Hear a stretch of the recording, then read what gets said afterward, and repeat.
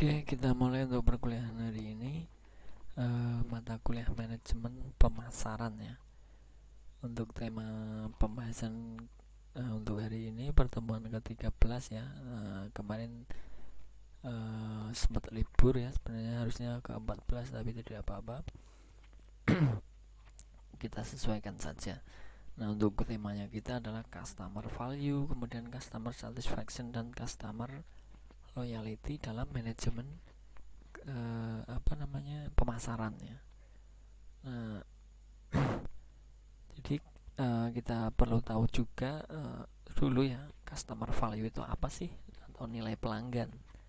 Jadi definisi customer value atau nilai pelanggan menurut Kotler ini is the difference between the prospective customer evaluation of all the benefit and all the cost of offering and perceived alternative. Jadi selisih antara nilai pelanggan total atau total customer value dan biaya pelanggan total customer atau cost. Nah, total nilai pelanggan total customer value ini adalah seperangkat manfaat yang diharapkan dalam pelanggan dari suatu produk atau layanan. Nah, untuk nilai total pelanggan total customer adalah serangkaian biaya yang diharapkan konsumen untuk membeli, menggunakan dan mengevaluasi suatu produk atau layanan. Nah, seperti itu ya untuk mengenai customer value sebagai rasio pemberian nilai manfaat fungsional dan psikologis kepada konsumen dan sumber daya, misalnya uang, waktu, energi atau psikologi yang digunakan untuk memperoleh manfaat tersebut. Nah, kira-kira seperti itu mengenai customer value ya, atau nilai pelanggan. Jadi menurut Albert 94 dalam Pramudita Japrianto ini adalah 7 elemen yang membentuk infrastruktur yang memberikan nilai pelanggan atau customer value. Ada environmental, sensory, interpersonal, procedural, deliverable, informasional, dan finansial. Apa saja itu? Kita mulai dari environmental ya. The cycle setting in with the customer experience the product. Elemen ini untuk environmental ini adalah lingkungan fisik yang dirasakan atau dialami konsumen dengan produk-produk. Jadi sesuai pemasaran kita ya, di lingkungan secara fisiknya itu yang dirasakan itu bagaimana terhadap konsumen dan produknya tersebut. Apakah cocok atau tidak, itu kan perlu diperhatikan ya. Nah, ini salah satu untuk membentuk infrastruktur. Untuk yang kedua ini ada sensory, the direct sensory experience if any that the customer encounter. Nah, faktor-faktor ini termasuk penampilan, suara, rasa, sensasi fisik, rasa sakit atau reaksi emosional yang tidak menyenangkan, estetika produk dan perasaan yang terkait dengan lingkungan psikologi konsumen ya, seperti rasa makanannya atau minumannya yang ditawarkan kepada konsumen itu seperti apa, itu masuk dalam elemen sensori. Nah, contohnya seperti itu ya, itu contoh kecil saja, mungkin masih banyak contoh lainnya. Yang ketiga ada interpersonal, the interaction the customer has with employees or in some case with other customer as part of the loyal experience. The individu adalah interaksi yang terjadi antara konsumen dan karyawan atau pelanggan lain yang menggunakan berbagai keseluruhan pengalaman. Salah satunya adalah keramah tamahan, keinginan membantu pelanggan. Nah, ini menjadi elemen penting ya, saya rasa, untuk interpersonal ini dalam kita melakukan pemasaran ataupun penjualan itu. Keramah tamahan itu memang menjadi hal utama ya sebenarnya ya. Yang keempat ada prosedural, the procedure you as the customer to go through in the business with you. Nah, elemen ini adalah prosedur yang dilakukan oleh entitas bisnis untuk menyediakan layanan pelanggan. Jadi prosedural ya, jadi ini kan prosedur entitas bisnis untuk menyediakan pelayanan pelanggan itu seperti apa. Itu yang kelima ada deliverable, anything the customer physical takes custody of during the service experience, even if all only temporarily.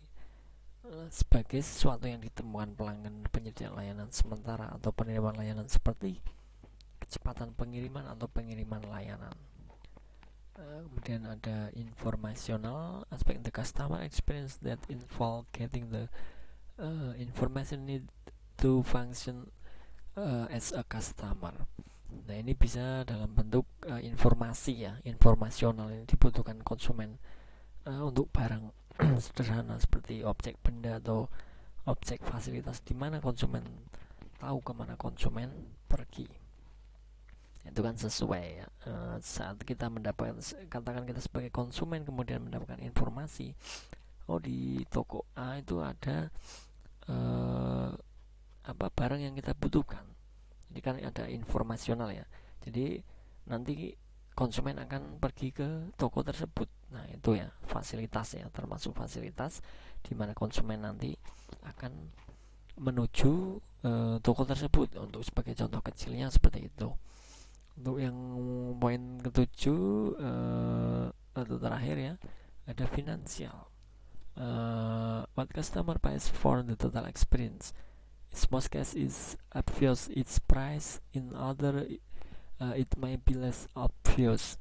Nah, faktor ini berlaku untuk segala sesuatu yang pelanggan bayar atau korbankan untuk mendapatkan pelanggan. Namanya juga finansial ya, berarti berhubungan dengan pembayaran ataupun uang.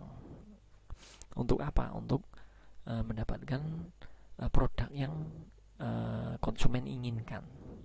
Nah, seperti itu ya. Nah, itu adalah 7 elemen yang membentuk infrastruktur memberikan nilai pelanggan atau customer value ya. 7 tersebut menurut Albert ya. Oke, seperti itu ya. Bisa dipahami.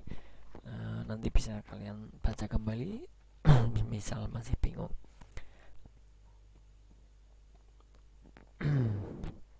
Sebuah survei oleh dua pakar pemasaran Australia University of the World ini berusaha mengembangkan 19 produk yang dapat dikenali pelanggannya. Skala ini disebut Perval, dirancang untuk mengevaluasi persepsi pelanggan tentang nilai barang konsumen jangka panjang pada tingkat produknya. Nah, ukuran ini didasarkan pada konteks situasi pembelian eceran dan menentukan nilai konsumen yang menghasilkan sikap dan perilaku pembelian menurut mereka ya. Jadi skala nilai terdiri ada 4 aspek utama ya untuk mengenai skala Perval ini. Yang pertama adalah emotional value. Jadi ada emosi positif dan program dukungan emosional yang dihasilkan dari mengkonsumsi produk.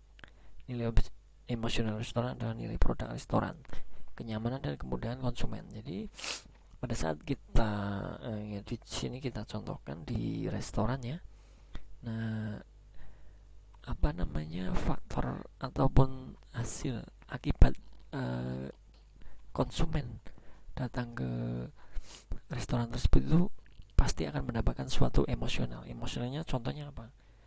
Misalkan rasanya enak, kemudian kenyamanannya, kemudahan dalam kita berpesan misalkan. Nah, itu adalah termasuk ke emosional. Bahkan mungkin semisal kita sebagai konsumen merasakan makanan di restoran tersebut tidak enak, itu adalah bentuk dari emosional value ya. Untuk yang kedua ada social value.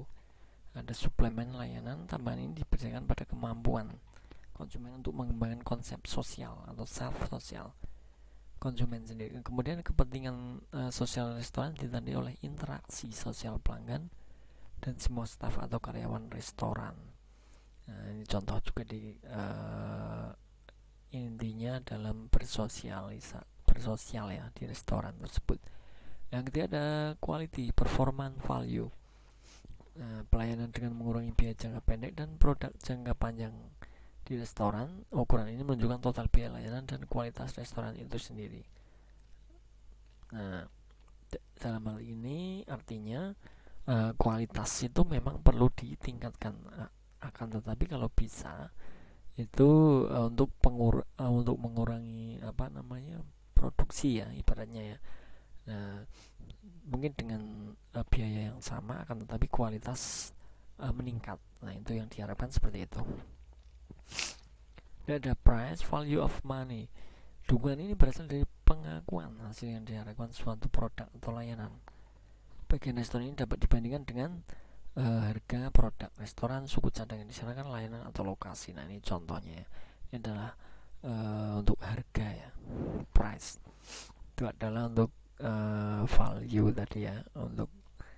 Kemudian yang kedua ada customer satisfaction. Tadi kan customer value. Kemudian poin kedua ini adalah customer satisfaction. Untuk definisi kepuasan pelanggan ataupun customer satisfaction ini, menurut Kotler, kepuasan pelanggan adalah sejauh mana penilaian efisiensi produk memenuhi harapan pelanggan. Untuk Parashur Raman ini menjelaskan customer evaluation of product of service is the of whether that product or service has met customer needs and expectation. Menurut dari Parashur Raman ini, kepuasan pelanggan ini adalah evaluasi pelanggan terhadap produk atau layanan dalam hal menilai produk atau layanan tersebut memenuhi kebutuhan dan persyaratan pelanggan. Nah, apakah memenuhi kebutuhan ya atau persyaratan dari pelanggan tersebut. Ini adalah menentukan nanti adanya kepuasan pelanggan itu sendiri ataupun customer satisfaction. Kemudian ada untuk kepuasan pelanggan ini dapat diukur dengan menggunakan 3 kualitas dalam beberapa atribut kepuasan pelanggan ya. Ini ada contoh kualitas untuk kepuasan pelanggan ya. Nah, atribut tersebut apa saja? Untuk yang pertama adalah atribut related to product. Produk adalah penyediaan, kepemilikan, penggunaan, dan konsumsi bahan terwujud atau tidak berwujud, termasuk warna, paket, ketenaran, produk atau pengecer. Ini kan menggunakan atribut ya. Jadi setiap semua layanan tersedia untuk pasar itu untuk bisa bertemu ya, produk yang dijual termasuk produk fisik misalkan atau layanan, organisasi, lokasi maupun ide-ide ya. Itu masuk kepuasan pelanggan dalam hal atribut ya. Relate to product. Kemudian untuk yang kedua ada atribut relate to service. Tadi kan untuk lebih cenderung ke produknya ya, yang dijual itu berupa apa, fisik maupun organisasi maupun yang lain. Nah, untuk yang service ini kepuasan pelanggan terkait dengan penyediaan layanan purna jual. Ini karena konsumen menjalani evaluasi pasca pembelian. Nah, fase pasca pembelian ini dimulai ketika pelanggan mulai memilih dan mengkonsumsi produk yang dipilih. Jadi servis dari produk tersebut itu seperti apa dari perusahaannya ya terhadap konsumen tadi.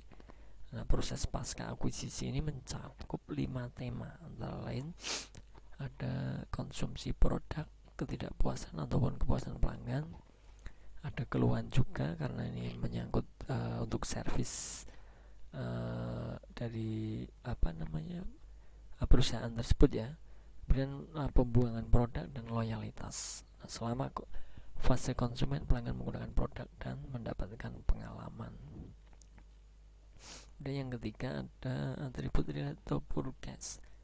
Ketika membuat keputusan pembelian ya, konsumen menghadapi insentif pemasaran dan kondisi lain yang tidak dapat dikendalikan perusahaan. Selain itu, pengambilan keputusan konsumen dipengaruhi oleh jumlah komponen yang mempengaruhi proses pengambilan keputusan konsumen ya, seperti dari produknya, kemudian tokonya, merek, waktu, dan kuantitas dari produk tersebut. Nah, nanti akan berakhir dengan keputusan. Nah, itu kan lebih ke purchase ya. Nah, atribut pelanggan, fitur kepuasan pelanggan yang terkait dengan penyediaan layanan ini pada saat pembelian dan sebelum pembelian. Ini lebih kualitas ya. Dalam kepuasan pelanggan itu ada 3 poin tadi ya. Ada atribut related to produk, kemudian lebih ke produk. Untuk yang kedua ada culture service, ini lebih ke ketidakpuasan ataupun kepuasan yang pelanggan untuk mengenai produk tersebut. Dan yang ketiga adalah purchase ya. Oke, seperti itu. Kemudian definisi kepuasan pelanggan sangat bervariasi sebenarnya. Ini ada beberapa definisi dari customer satisfaction ya. Silakan nanti bisa kalian baca. Ada kepuasan atau ketidakpuasan terhadap apa yang diharapkan, kemudian pilihan yang lebih tinggi dari harapan pelanggan, kemudian harga penuh dan produk yang dirasakan, kepuasan persepsi konsumen, kemudian perbandingan apa yang diharapkan dari suatu produk. Nah, selain dari itu, kepuasan pelanggan didasarkan pada 5 aspek perspektif. Di sini kita lihat perspektif dari kepuasan pelanggan ya. Secara umum, yang pertama ada normatif defisit. Perbandingan antara hasil aktual dengan hasil yang secara kultural dapat diterima. Kemudian ada equity, perbandingan perolehan keuntungan yang didapatkan dari pertukaran sosial. Ini bila perolehan tersebut tidak sama, maka pilihan yang dirugikan akan tidak puas. Ini mengenai perspektif equity. Kemudian yang berikutnya ada normatif standar, perbandingan antara hasil aktual dengan harapan standar pelanggan yang dibentuk dari pengalaman dan keyakinan mengenai tingkatan kinerja yang seharusnya ia terima dari merek tertentu. Kemudian ada procedural fairness, ini kepuasan merupakan fungsi dari keyakinan persepsi konsumen bahwa ia telah diperlakukan secara adil ya, fair ya. Ada attributional, kepuasan tidak hanya diberikan oleh pada tindakan konfirmasi harapan, namun juga boleh sumber penyebab diskonfirmasi. Itu adalah 5 aspek perspektif kepuasan pelanggan sendiri dalam customer satisfaction. Nah, untuk manfaat dari satisfaction ini ada beberapa di sini bisa kita lihat. Untuk penghasilan atau pendapatannya, dan tanggapan atau reaksi untuk prosedur berbiaya rendah ya. Nanti bisa kalian pelajari. Ini banyak sekali ya. Nah, ini yang terakhir ada customer loyalty atau loyalitas pelanggan. Yang pertama ada menentukan loyalitas pelanggan, itu bagaimana pengalamannya. Sulit untuk menentukan, mengukur loyalitas merek. Peneliti mengidentifikasi dan mengevaluasi. Ada 4 langkah yang terlibat dalam kesetiaan dan kebiasaan kognitif yang mempengaruhi perilaku ya. Karena customer loyalty ini adalah setia terhadap misalkan produk tertentu ya. Karena di dalam suatu manajemen pemasaran ini itu ada 4 langkah. Yang pertama adalah komitmen kognitif. Pelanggan setia pada merek berdasarkan informasi merek. Kemudian ada komitmen emosional, keinginan konsumen atau sikap positif terhadap merek. Emosi ya, jadi emosional di sini bukan emosi marah ya. Sikap terhadap setelah konsumen tersebut memakai produk tersebut itu apa yang dirasakan, sikap positif terhadap emosional produk tersebut. Itu yang kedua. Kemudian yang ketiga ada komitmen atau niat untuk bertindak. Merupakan kewajiban untuk membeli hati nurani yang baik. Keinginan ini bisa mengarah pada tindakan yang belum tercapai. Untuk langkah terakhir adalah komitmen perilaku. Nah, bahwa pembeli mengubah niatnya menjadi tindakan. Pada tahap ini pelanggan dihadapkan pada perilaku inersia bersama dengan keinginan mereka untuk mengatasi hambatan untuk membeli. Nah, itu adalah 4 langkah yang terlibat dalam kesetiaan atau loyalty. Banyak sekali nih manfaat dari loyalty pelanggan. Di sini juga yang pertama ada mengurangi biaya pemasarannya. Kalau memang customer kita itu loyal ataupun setia terhadap produk kita itu akan mengurangi biaya pemasaran. Kenapa? Karena kita tidak perlu mengulang untuk pemasaran tersebut. Dalam hal ini customer atau pelanggan sudah loyal ya, ataupun sudah setia terhadap produk yang kita pasarkan. Ya, kemudian manfaat berikutnya adalah alat perdagangan, trade leverage. Loyalitas merek memberi perusahaan alat penjualan produk atau layanan bermerek dengan pelanggan setia menarik distributor. Manfaat yang ketiga adalah lipatkan pelanggan baru. Nah, pelanggan yang senang dengan merek yang mereka beli dapat mempengaruhi pelanggan lain. Pelanggan yang tidak puas mengeluh, sebaliknya jika puas tanyakan dengan orang lain untuk produk. Nah, misalkan sebagai contoh, kalian menggunakan produk tertentu, kemudian ternyata merek tersebut atau produk tersebut itu recommended ya, bisa dikatakan seperti itu, nanti akan dipakai juga oleh orang lain atau teman-teman di sekeliling kita. Nah, itu melibatkan pelanggan baru dengan cara seperti itu. Dan ada menanggapi ancaman kompetitif, ini tentu sangat penting juga ya untuk mengenai customer loyalty ini, memberi perusahaan waktu untuk merespon tindakan pesaing. Jika pesaing mengembangkan produk atau layanan yang unggul, perusahaan dapat menciptakan produk atau layanan lebih baik tentunya dalam periode waktu tertentu ya. Karena apakah ancaman kompetitif ini kan selalu ya, mungkin bisa dikatakan selalu berkembang, bahkan tiap hari, tiap minggu maupun tiap bulan itu pasti ada ya. Butuh waktu yang relatif lama karena pentingnya loyalitas pelanggan. Loyalitas pelanggan terhadap merek dianggap sebagai aset perusahaan dan memiliki dampak signifikan terhadap pangsa pasar dan profitabilitas. Untuk yang kelima ada total biaya bisnis yang berkelanjutan. Untuk mempertahankan loyalitas dan loyalitas pelanggan ini terhadap perusahaan melalui nilai pelanggan seumur hidup dengan memberikan produk yang secara konstan menuntut harga yang lebih rendah. Nah, ini adalah salah satu strategi agar berkelanjutan ya. Jadi loyalitas pelanggan terhadap produk kita itu akan selalu terjaga dengan cara memberikan secara konstan harga yang lebih rendah tentunya untuk pelanggan yang setia terhadap produk kita. Itu adalah manfaat dari loyalitas pelanggan atau customer loyalty. Untuk konsep loyalitas customernya di sini bisa kita lihat. Untuk dimensi dari customer juga ada, ini bisa kalian pelajari nanti ya. Ini adalah dan soal kalau mau dibuat monggo.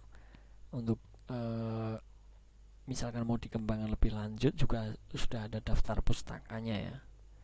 Daftar pustakanya ini ada beberapa sumber, silakan kalian akses kalau memang mau dikembangkan lebih lanjut untuk mengenai customer value, customer satisfaction, dan customer loyalty. Seperti itu ya. Untuk hari ini saya rasa cukup untuk perkuliahan mata kuliah manajemen pemasaran untuk pembahasan customer value, customer satisfaction, dan customer loyalty.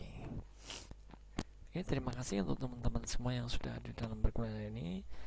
Semoga apa yang saya sampaikan bisa dipahami ya, bisa dimengerti untuk bisa kita pelajari kembali nantinya. Terima kasih, saya Eri. Wassalamualaikum warahmatullahi wabarakatuh.